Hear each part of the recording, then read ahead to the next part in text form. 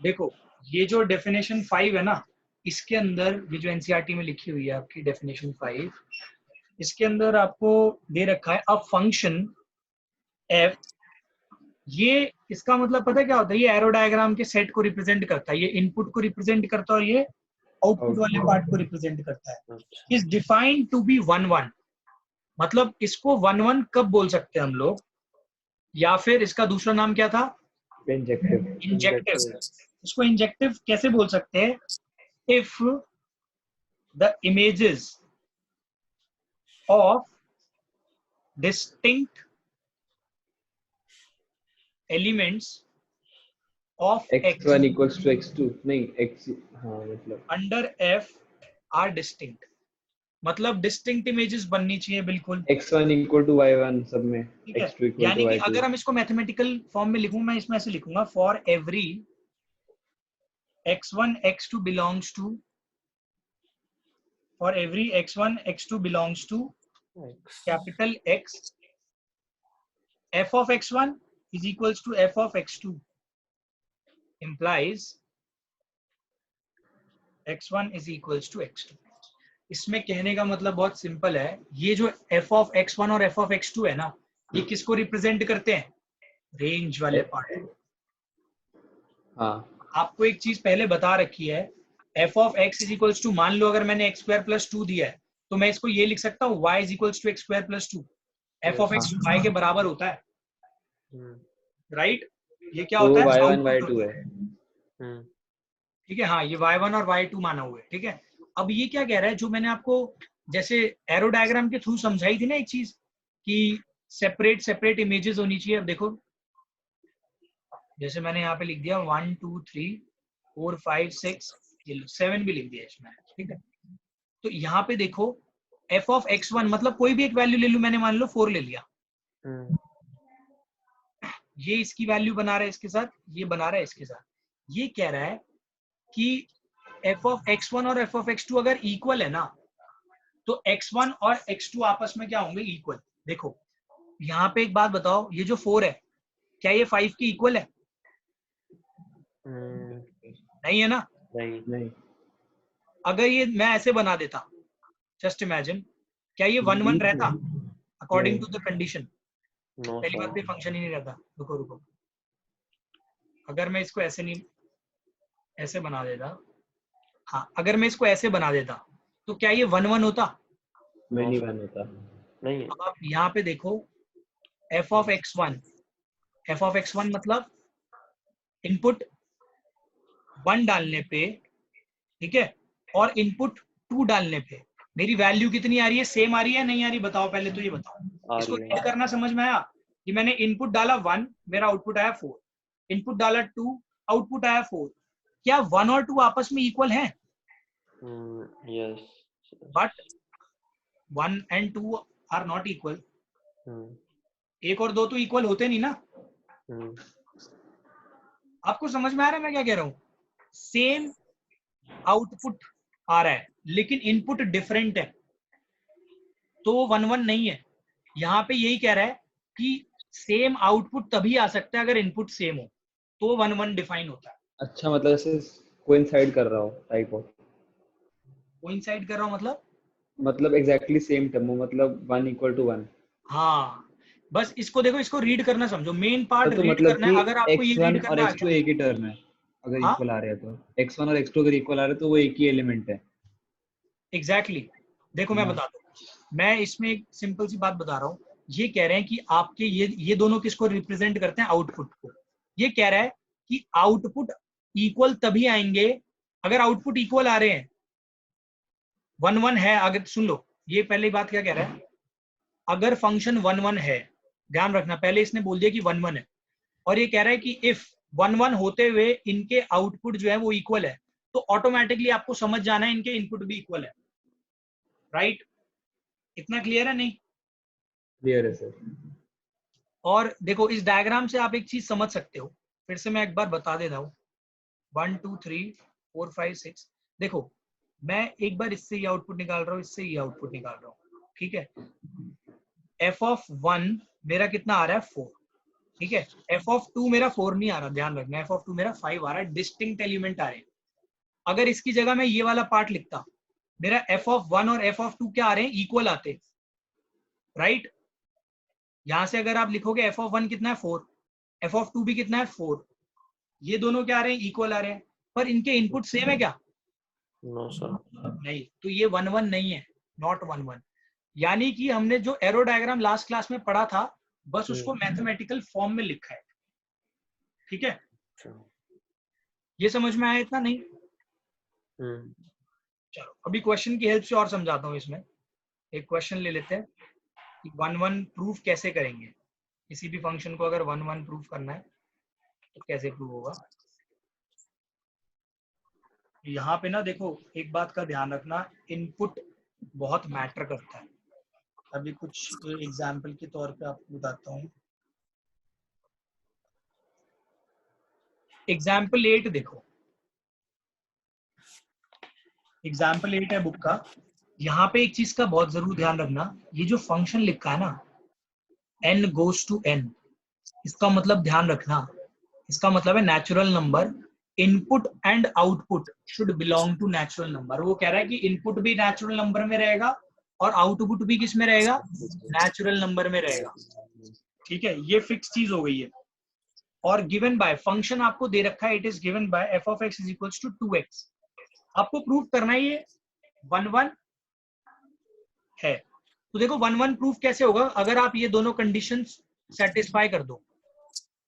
अब आप क्या करोगे, अगर एफ ऑफ एक्स 2x दे रखा है, तो एक बात बताओ मुझे simple C, F of x1 कितना होएगा, 2x1 होगा या नहीं होगा। एफ ऑफ x2 क्या होगा, 2x2 होगा या नहीं होगा। अब ये कंडीशन आप लगा के देखो और चेक करो क्या ये आ रहा है आंसर। तो एफ ऑफ x1 और x2 को इक्वेट करके देखो, हर बार ऐसे ही करना है। तो ये आ जाएगा 2x1 is equal to 2x2, cancel out. तो ये तो x1 is equal to x2 आ गया, हेंस इट इज 1 1 1 1। इसमें तो कोई प्रॉब्लम नहीं है। No sir. अब देखो, अब एक कॉन्ट्राडिक्टरी भी करा देता हूं मैं आपको। अब आप सोचोगे सर ऐसे तो हर बार ही आंसर आ जाएगा आपका, हर बार ही 1 1 हो जाएंगे, ऐसा ही लग रहा है देखने में। तो अभी देखने में आपको यही लग रहा है ना कि हर बार आंसर आ जाएगा। अब देखो मैं एक कंडीशन चेंज करता हूँ, यहां मैं लिखता हूँ, अश्मित आपको समझ में आ रहा है यहाँ तक? यस सर, आ रहा है। ठीक है। अब यहाँ पे देखो, मैंने नेचुरल नंबर की जगह लिख दिया रियल नंबर, ओके। और यहाँ पे लिखा मैंने फंक्शन, मैंने चेंज कर दिया और लिख दिया एक्स स्क्वायर, ठीक है। ध्यान रखना, आर आर का मतलब है इनपुट सारे रियल नंबर से बिलोंग कर रहे हैं, आउटपुट भी आपका रियल नंबर से बिलोंग करेगा। तो सारे मतलब रियल नंबर के सब केसेस आपके पास होने चाहिए दिमाग में। अब देखो, यानी कि नेगेटिव भी हो सकता है, पॉजिटिव भी हो सकता है, कुछ भी नंबर हो सकता है। आपका काम वही रहेगा, एफ ऑफ x1 निकालना है। एफ ऑफ x1 कितना आएगा, x1 square. F of x2 कितना आएगा, x2 स्क्वायर। अब आप एफ ऑफ x1 और एफ ऑफ x2 को इक्वेट करके देखो कितना आएगा। तो अब एक बात बताओ, अगर दोनों साइड से स्क्वायर हटाओगे तो प्लस माइनस नहीं आ रहा। सर फिर इसमें 4 केसेस बन जाएंगे। हाँ, 4 केसेस बन जाएंगे। ये भी हो सकता है कि ये -2 के बराबर हो, 4 क्या मतलब 2 ही केसेस मान लो। ये भी हो सकता है कि ये इसके बराबर हो, क्योंकि नेगेटिव साइन इधर आ जाएगा तो तीसरा केस बन जाएगा ऐसे, है ना। तो इसकी 2 कंडीशन आ गई, या तो ये या तो ये। जैसी अगर आपकी एक से ज्यादा यानी इससे हटके भी कोई कंडीशन आ गई तो ये नॉट 1 1 है। तो यहाँ पे आप देख के ये नहीं कह सकते कि x1 is equal to x2 100% होगा, ठीक है। सर ये बात बता दूं, आपके बीच में आवाज चली गई थी। अच्छा कोई नहीं, कहाँ से नहीं आया आपको समझ में? सर ये x2 वाले का। अच्छा देखो, f ऑफ x1 और f ऑफ x2 इक्वेट करना है पहले आपको। x1 square is equal to x2 square हो जाएगा। हाँ। जब यहाँ से दोनों साइड से जब आप स्क्वायर हटाओगे, स्क्वायर रूट करोगे, प्लस माइनस आ जाएगा, राइट। क्या? तो ये प्लस माइनस ये डिनोट करता है कि x1 is equal to minus x2 भी हो सकता है, हाँ। और x1 is equal two plus x2 भी हो सकता है। हाँ। तो यानी कि ये कंफर्म नहीं आया आपका आंसर, तो ये नॉट 1 1 है। और देखो अब इसको रियलिटी में मैं आपको बताता हूँ, इसका अगर मैं सिंपल लॉजिक लगाऊं, अगर मैं 2 का स्क्वायर करता हूं, देखो रिलेशन क्या है, स्क्वायर का है ना, -2 का स्क्वायर करूं तब भी 4 आंसर है, 2 का स्क्वायर करूं तब भी 4 आंसर है। तो देख रहे हो ये मैनी वन नहीं हो गया, नॉट 1 1 हो गया, hence it is many one. और देखो इसी चीज को मैंने आपको एरो डायग्राम के हेल्प से समझा दिया। आई होप इसमें तो कोई प्रॉब्लम नहीं है।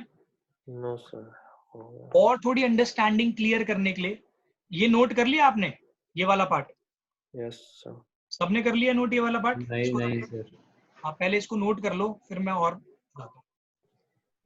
अब देखो मैं सेम ही क्वेश्चन रख रहा हूँ, f of x is equals to x square, लेकिन यहाँ पे मैंने देखो वो चेंज कर दिया, आपके इनपुट आउटपुट नेचुरल नंबर कर दिया। अब एक बात बताओ, सेम काम करोगे, f of x one goes to x one square, f of x two goes to x two square, और अगर आप एफ ऑफ एक्स वन और एफ ऑफ एक्स टू को इक्वेट करते हो तो आएगा x one square is equals to x two square. अब ध्यान रखना यहाँ पे प्लस माइनस का झंझट ही खत्म। रीजन, आप इनपुट नेगेटिव डाल ही नहीं सकते, नेचुरल नंबर है ना। ठीक है? क्यों? यहाँ पे लिख लेना, यहाँ पे x1 and x2 belongs to natural number. तो अब आप जब यहाँ पे माइनस की वैल्यू डाल ही नहीं सकते तो आंसर चेंज होने का मतलब ही नहीं है।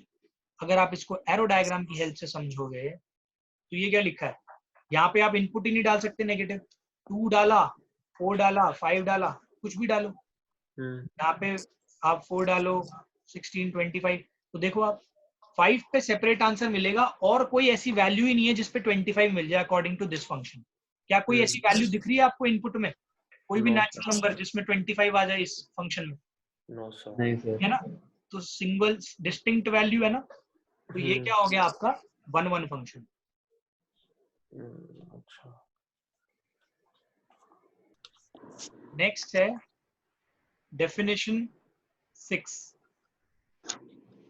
डेफिनेशन 6 में देखो क्या लिखा हुआ है, a function f of x goes to, मतलब x such that x goes to y, यही इनपुट एंड आउटपुट वाली बात है, is said to be onto, onto का दूसरा नाम surjective, इंजेक्टिव। नहीं surjective, अच्छा अच्छा। ठीक है? if every element of y, if every element of y is the image, is the image of some element of x under the function। ये बात तो आपको मैंने लास्ट टाइम भी बताई थी। ऑन टू कब होता है, जब जो y वाला सेट होता है ना, y सेट के सारे एलिमेंट यूज हो, कोई भी एक छूट गया तो ऑन टू नहीं है, है ना? यानी ये सब के सब किसी ना किसी की इमेज बने। यहाँ पे आ रही है बात समझ में? सर ये x के बाद क्या लिखा है, अंडर f? हाँ, अंडर फंक्शन, कोई भी फंक्शन हो सकता है ना, f is any function. Yes. आगे आगे भी लिखना है इसमें, ठीक है? Under f for every y belongs to y, मतलब सारे के सारे रेंज जो आपके कोडोमेन वाले पार्ट से बिलोंग करते हैं। देयर एग्जिस्ट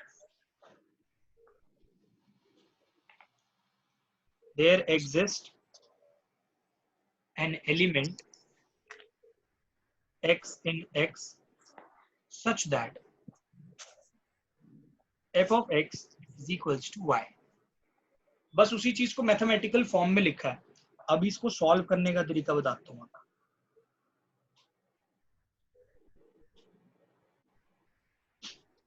इतना हो जाए तो मुझे बताना है।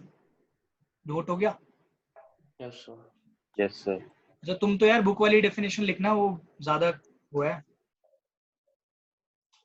ढंग से लिखोगे। ये तो मैंने आपको यहाँ पे शॉर्ट में थोड़ा सा करा दिया। अब देखो इसको करना कैसे होता है, इस टाइप के क्वेश्चन को। एग्जाम्पल ले लेते हैं हम लोग, 8 ही ले लेता हूँ मैं एग्जाम्पल, ठीक है? एग्जाम्पल 8 को ही ले लेते हैं। एग्जाम्पल 8 में क्या लिखा है, show that the function this goes to n given that f of x is equals to 2x। तो देखो इस टाइप के क्वेश्चन में आपको अगर ऑन टू प्रूव करना है तो कैसे करोगे? यहाँ पे बस आपको एक चीज का पता लगाना है। देखो सिंपल बता रहा हूँ, इसको एरो डायग्राम की हेल्प से सोचो। ये ध्यान रखना, ये क्या दे रखा है, नेचुरल नंबर दे रखे हैं, और ये दे रखा है y is equals to 2x। x वाले टर्म्स यहाँ आते हैं, y वाले टर्म्स यहाँ आते हैं। अब आप खुद सोचो, यहाँ पे सारे नेचुरल नंबर है, सारे नेचुरल नंबर है ना, 1 2 3 4 सब नेचुरल नंबर। क्या सारे नेचुरल नंबर यूज हो सकते हैं x के इनपुट पे? No sir. देखो आप x की वैल्यू नेचुरल नंबर में ही डालोगे, राइट? यहाँ पे n to n दे रखा है ना, n to n। आप n की वैल्यू क्या डालोगे, नेचुरल नंबर, ओ x की वैल्यू नेचुरल नंबर में से डालोगे। क्या कोई भी ऐसी x की वैल्यू आ रही है जिसमें ये ना है? 1। हाँ, सर एक बार दोबारा बता दो। देखो आपको यहाँ पे क्या ध्यान रखना है, ये जो भी आप इनपुट डाल रहे हो that belongs to natural number. कोई भी ऐसा इनपुट नहीं होना चाहिए जिसकी वजह से आउटपुट कोई भी छूट जाए इसमें, कोडोमेन में। देखो आप यहाँ पे सारे नंबर डालने की कोशिश करो। सबसे पहला नंबर क्या डालोगे आप, f of 1। f of 1 कितना आएगा, 2 f of 2 डालोगे तो 4। आप देख रहे हो ऑड नंबर तो छूट ही रहे हैं, ऑड नंबर छोड़ जाएंगे। हाँ। और अगर आप इसको ऑड लाने की कोशिश करोगे तो x क्या डालना पड़ेगा, हाफ। लेकिन हाफ इनपुट में अवेलेबल ही नहीं है। आया अच्छे से समझ में? 3 की जगह 6। तो अगर आप इसको फॉलो करोगे तो यहाँ पे आप एक सिंपल सी चीज देख सकते हो कि यहाँ पे फॉर एवरी x, ठीक है, y की वैल्यू बिलोंग नहीं कर रही नेचुरल नंबर को, फॉर एवरी। एक सेकंड, तो इसको प्रूफ कैसे करेंगे मैथमेटिकली? मैथमेटिकली पहले तो इतना आपको समझना है इसको, ठीक है? अभी बताता हूँ मैथमेटिकली क्या करना है। y is equals to 2x लिखा, इतना। अब क्या करना होता है, यहाँ से ना आपको y की वैल्यू निकालनी होती है। y की वैल्यू निकालो, y कह रहा हूँ, x की वैल्यू निकालो। y/2। x की वैल्यू आ गई y/2। अब आप यहाँ पे for every y x does not belongs to natural number. ये बात तो क्लियर है?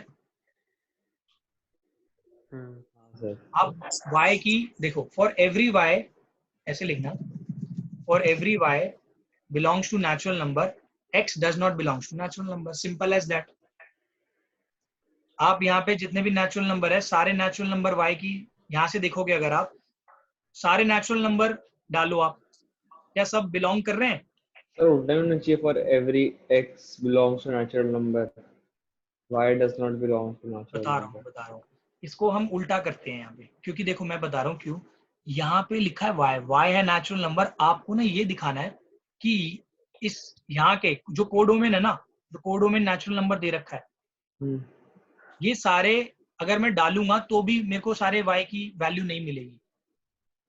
मतलब देखो y की वैल्यू आप यहाँ से 1 2 3 4 कुछ भी डालो, सारे x बिलोंग नहीं कर रहे नेचुरल नंबर में। सिंपल है। अच्छा ठीक है, हमने वो उल्टा कर दिया ना, उसको x की वैल्यू निकाल दी। ठीक है, हेंस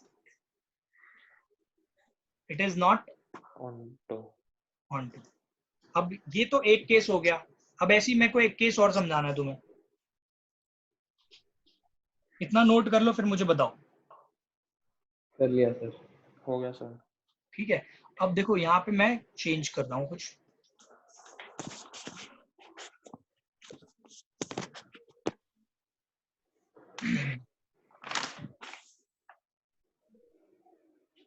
अब देखो यहाँ पे आपको इसकी जगह मिल गया r, और आपको जो मैं फंक्शन दे रहा हूँ वो ये है f of x is equals to 2x, right? मैंने चेंज कर दिया इसको, r में चेंज कर दिया, ठीक है? f of x is equals to 2x, अब ये r में हो गया। अब अगेन आपको सेम चीज करनी है, यहाँ से x की वैल्यू निकालो, कितनी आएगी, y/2। अब बताओ for every y belongs to r, क्या n बिलोंग करेगा r को? हाँ सर। यहाँ पे करेगा। किसी को कोई प्रॉब्लम है इसमें तो मुझे बता सकता है आराम से। आप खुद सोचो, रियल नंबर तो कुछ भी हो सकता है, कोई भी आप रियल नंबर डालो, मतलब सारे रियल नंबर आउटपुट ले लिए मैंने, सारे आउटपुट, उसकी कोई ना कोई वैल्यू x में जरूर मिलेगी, हर एक y की, फॉर एवरी y। यहाँ पे इसलिए मैंने y को कंसीडर, हम सेकंड वाले पार्ट को इसीलिए कंसीडर करते हैं कि मैंने यहाँ पे सारी वैल्यू ले ली y की, that belongs to real number, सारी वैल्यू यहाँ पे x लिखना है। मतलब आ रहा है, समझ में नहीं आ रहा? सारे आउटपुट जो बिलोंग कर रहे हैं r को, वो कोई ना कोई इनपुट दे रहे हैं r का, ठीक है। अब इतना हो गया ना, अब इसके बाद खत्म नहीं करना आपको, इसको आगे भी सॉल्व करना है, बताता हूँ कैसे। आपको क्या करना है, ये जो है ना f of x = y/2 है, इसको यहाँ पे पुट करना है, और ये हमेशा करना होगा। अगर देखो सुनो, सबसे पहला स्टेप क्या होगा, ये कंडीशन बनाना। जैसे पिछली बार ये कंडीशन बनी थी क्या हमारी, for every y belongs to r, x belongs to r, ऐसा कुछ बना था? नहीं ना, डज नॉट बिलोंग्स टू बना था। जब डज नॉट बिलोंग्स टू बन जाए, आप सीधा लिखो नॉट ऑन टू। अगर ये वाली कंडीशन ट्रू हो जाती है तो आपको नेक्स्ट स्टेप पे जाना है, ये जो x लिखा है ना y/2, आपको इसको यहाँ पे पुट करना है, आपको f of y/2 निकालना है, और ये x के बराबर आना चाहिए, सॉरी हाँ, ये y के बराबर आना चाहिए, y के बराबर आया नहीं आया? आ गया। तो hence it is on to। इसको नोट करो, अभी और क्वेश्चन की हेल्प से समझाता हूँ। अब थोड़े क्वेश्चन की वैरायटी हम लोग चेंज करते हैं।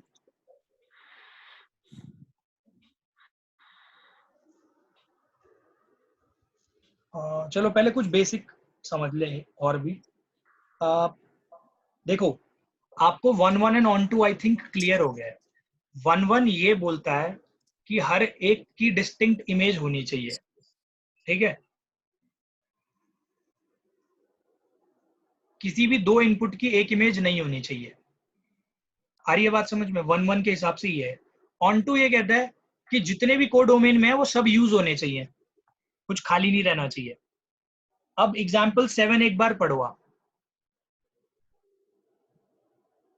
एग्जाम्पल 7 देखो। Let A be the set of all 50 students of class 10th in a school.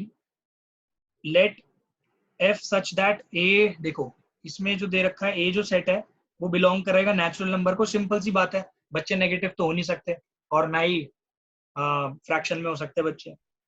B function defined by f of x is equals to, देखो यहाँ पे फंक्शन क्या डिफाइन कर रहा है, रोल नंबर, ठीक है। यानी कि अगर आप यहाँ पे फंक्शन क्या डिफाइन करेगा, रोल नंबर, इसमें तो कोई प्रॉब्लम नहीं है। आगे क्या है लिखो,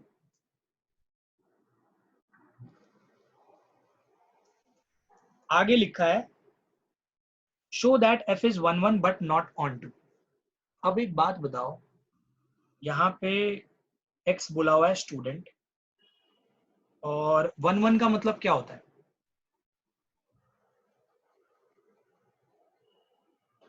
क्या देखो ये है f of x, मतलब कि सर हर स्टूडेंट का सिर्फ एक रोल नंबर होगा। हाँ, हर एक रोल नंबर से एक स्टूडेंट एसोसिएटेड होगा। तो ये तो सर जनरल सी बात है। जनरल सी बात है, इसीलिए पहला क्वेश्चन दे रखा है जनरल सा। जैसे कि अगर यहाँ पे मैं देखो x डाल रहा हूँ स्टूडेंट के बारे में, स्टूडेंट का नाम भी हो सकता है x। अगर मैंने जैसे तुम्हारा नाम डाल दिया तो यहाँ पे तुमसे रिलेटेड एक ही नंबर होगा क्लास के अंदर। हाँ सर। ठीक है, दो रोल नंबर, मतलब ऐसा नहीं हो सकता अगर मैं कहूँ कि ये जैसे 5 है,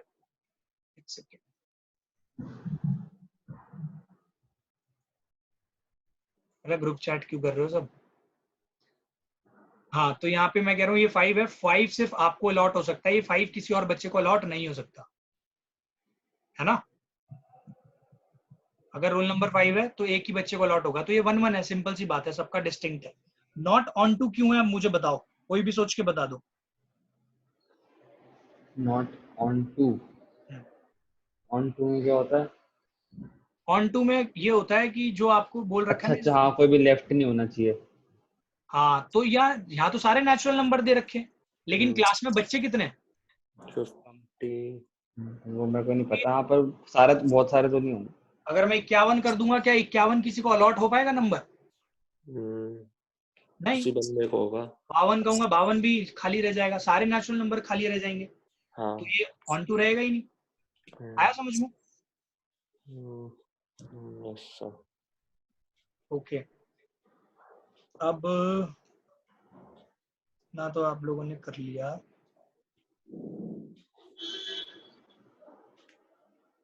देखो यहाँ पे ना इस 1.2 एक्सरसाइज है, इसमें क्वेश्चन नंबर 2 ना एक ऐसा क्वेश्चन है, अगर ये आप आराम से बैठ के तसल्ली से करोगे ना इसके सारे पार्ट्स, आपका कॉन्सेप्ट बिल्कुल क्लियर हो जाएगा।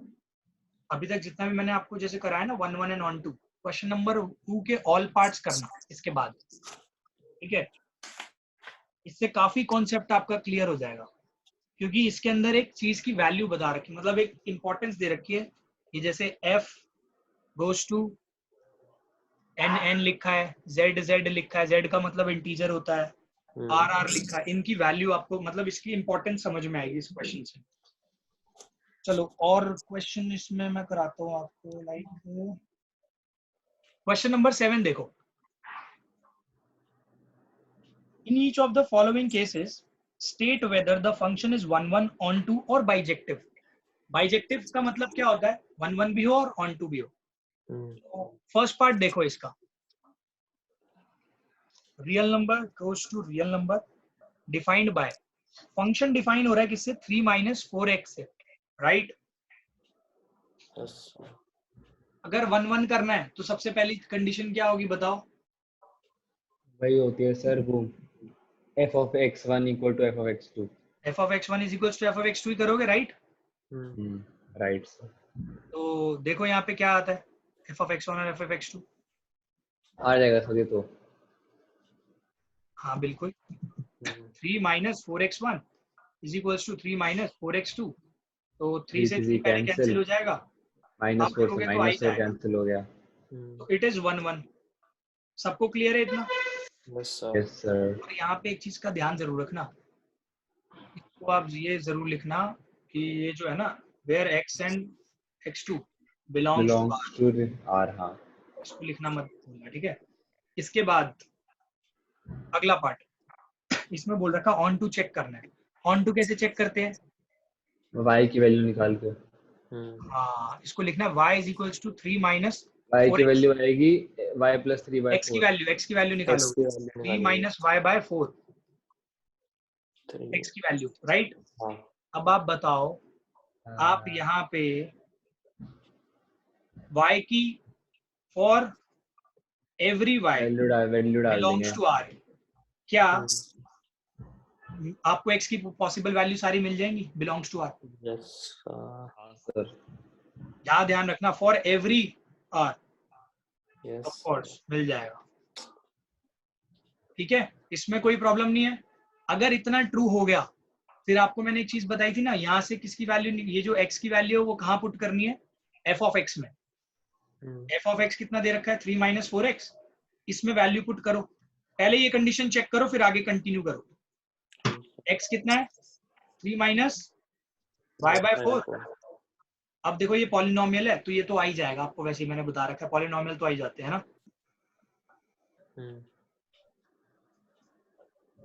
3 minus 12 plus 4y upon 4। 12 minus 12 plus 4y by 4, 12 से 12 कैंसिल, फिर ये 4 से 4 बाद में चले जाएगा, y आ जाएगा, हेंस आ गया सर ये तो। Is onto. तो ये क्या फंक्शन बन गया? Therefore it is a bijective.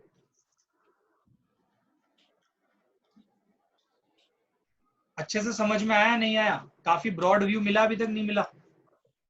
Sir calculation में कुछ प्रॉब्लम हो रही है। ये देखो, ये यहाँ पे 1 है एलसीएम एक्चुअली। अच्छा सर, लेकिन तो मल्टीप्लिकेशन है। नहीं मल्टीप्लाई नहीं है, कहाँ? यहाँ पे है ना मल्टीप्लाई, देखो मैंने क्या किया, ये -4 को इससे मल्टीप्लाई किया, -12 आ गया, -4 को इससे किया, तो ये अब यहाँ पे ब्रैकेट लगाने की जरूरत नहीं है, क्योंकि -4 into y minus plus 4y हो जाएगा। अच्छा कुछ और कर दिया। ठीक है, समझते नहीं हो यार तुम। अग्रिम स्कूल में समझ जी में सर। आया था ये आपको? हाँ सर, अभी क्लियर हुआ पहले से बेटर या नहीं हुआ? बेटर हो गया सर। कॉन्फिडेंस आया इसमें ऑन 1 1 ऑन 2 क्या होता है और बेसिक? बहुत ज्यादा आ गया सर। अच्छा नहीं, मजाक नहीं, सही में बताना। तो सही में सर अच्छा आ गया, अच्छे समझ में आ गया। चलो ठीक है, बाकी का मैं नेक्स्ट क्लास